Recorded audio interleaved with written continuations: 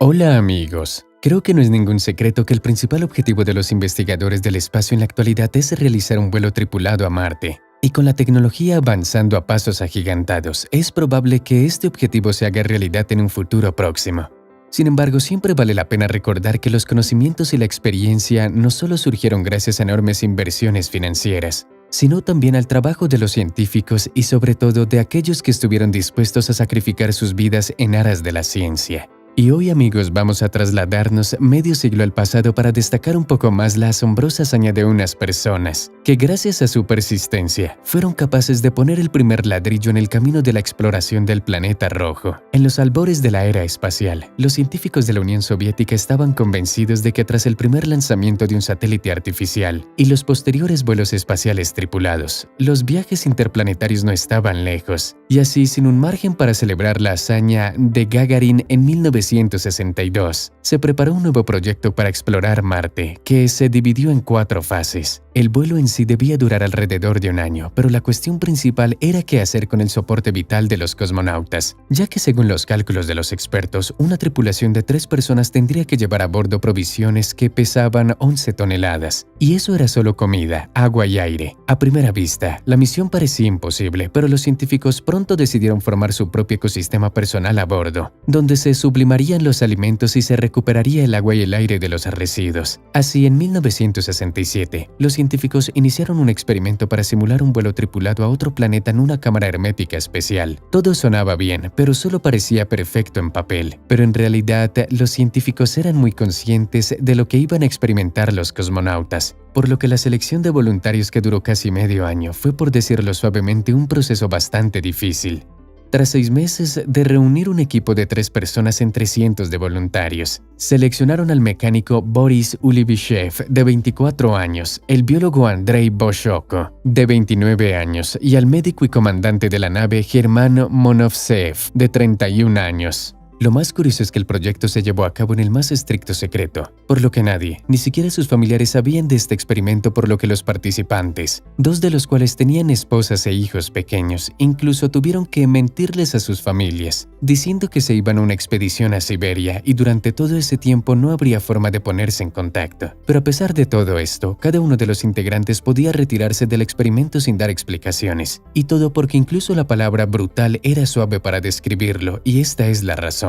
El caso era que el tamaño de la cápsula era de 4 por 3 metros y la mitad del espacio lo ocupaba la cocina, la nevera, la bicicleta estática y el equipo de comunicaciones. Creo que no es difícil adivinar que los muchachos no contaban con comodidades. Paredes de acero, un baño minúsculo, 3 literas para dormir, agua hecha con orina purificada y condensada, y un menú monótono y, lo más importante, un ventilador que hacía circular el aire, cuyo zumbido estaba a la altura del ruido de un vagón de metro. Solo imagínense que tuvieran que vivir en esas condiciones durante todo un año. Los voluntarios se encontraron literalmente en un show de supervivencia en condiciones inhumanas, donde eran grabados por 3 cámaras instaladas previamente. Médicos, ingenieros y técnicos de laboratorios los observarían y les darían continuamente nuevos desafíos.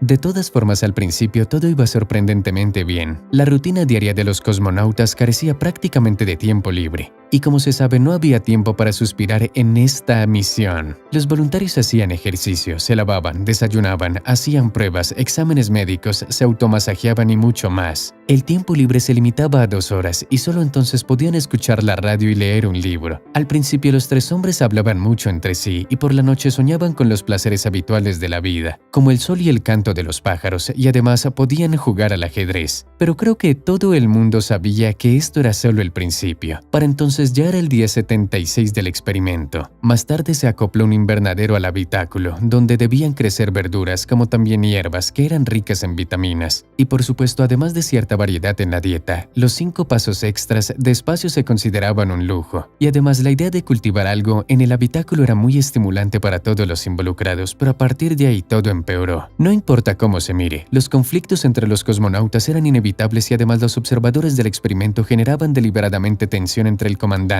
Monovsev y los otros 2 miembros de la tripulación. El primero debía realizar constantes exámenes médicos y experimentos biológicos, y al principio así fue, pero pronto sus subalternos se unieron contra el comandante, creando así un conflicto. El capitán tuvo que convivir solo en una pequeña cabina con 2 opositores y no fue fácil. Imagínense en su lugar, viviendo en una pequeña cocina todo todo el tiempo con dos enemigos. De hecho, cuando el capitán se enteró del nacimiento de su hija, incluso quiso abandonar el experimento durante una fuerte disputa, pero se quedó de todos modos, aunque eso no fue todo. Resultó que el mecánico Boris Ulivishev pronto se convirtió en objeto de una disputa, todo porque de repente empezó a perder peso y los encargados decidieron tomar un tercio de las vitaminas de los otros cosmonautas y dárselas al enfermo, lo que por supuesto provocó un conflicto importante que a duras penas se pudo contener y que casi terminó en una pelea. Pero si creen que eso fue todo lo que tuvieron que soportar nuestros héroes, no es así. En la tercera etapa del experimento, pusieron a los hombres en una nueva situación de emergencia de 10 días. La temperatura se elevó deliberadamente a 30 grados y la humedad al 90%. El equipo redujo drásticamente los niveles de oxígeno y la comida caliente y el agua fueron retirados de su dieta. En consecuencia, a los mártires los aguardaba la apatía, la sed constante y las pesadillas, y al verlos era difícil reconocer en ellos a los hombres fuertes que habían llegado al principio. Pero sorprendentemente, siendo conscientes de la importancia del experimento, ninguno de los muchachos pidió siquiera reducir las cargas y mucho menos salir de este infierno. Y fue entonces cuando ocurrieron las cosas más interesantes, pues en lugar de fomentar el conflicto y las peleas por la comida, los tres hombres demacrados y apenas con vida, por el contrario, se unieron y decidieron no recriminarse mutuamente. Con el tiempo, al superar también esta prueba al llegar la primavera, los sentimientos de los cosmonautas se habían agudizado. Durante unas negociaciones con el grupo, Andrei Boshko escuchó la voz de una chica desconocida y supo por su manera coqueta de hablar que era atractiva. Al cabo de un rato, el hombre descubrió accidentalmente una pequeña ranura cerca de la ventanilla invernadero, a través de la cual vio a la chica e incluso le entregó una carta cuyo texto decía algo así: «No te escribo por aburrimiento, sino por el deseo de conocerte. Pronto saldré de esta cabina y podremos conocernos mejor». Unos días después, a través de esa misma ranura, Andrei recibió una respuesta de Violeta, el nombre de la chica. Esta correspondencia no autorizada continuó y los responsables de la misión, sabiendo de esto, no interfirieron intencionalmente en su historia de amor. De esta manera, se daba a entender que la chica estaba esperando a su elegido de la expedición a Marte, aunque en realidad la pareja estaba separada por una sola pared. Mientras tanto, el agotador experimento de 365 días llegaba a su fin. Durante este tiempo, los participantes habían conseguido adaptarse a las duras condiciones de vida, y el comandante Manovsev pudo incluso quitarse por sí mismo un quiste detrás de la oreja en la cámara hermética. Desafortunadamente, el año de reclusión tuvo un impacto negativo y aunque los voluntarios ponían regularmente en práctica sus conocimientos teóricos, su nivel intelectual general descendió a niveles catastróficos y salieron de la cabina como niños que no entendían realmente lo que estaba pasando. Ahora se sabe que después de un tiempo los participantes siguieron trabajando en el mismo instituto, pero curiosamente no se comunicaban entre sí en absoluto. Tal era la carga psicológica que experimentaron mientras estaban recluidos.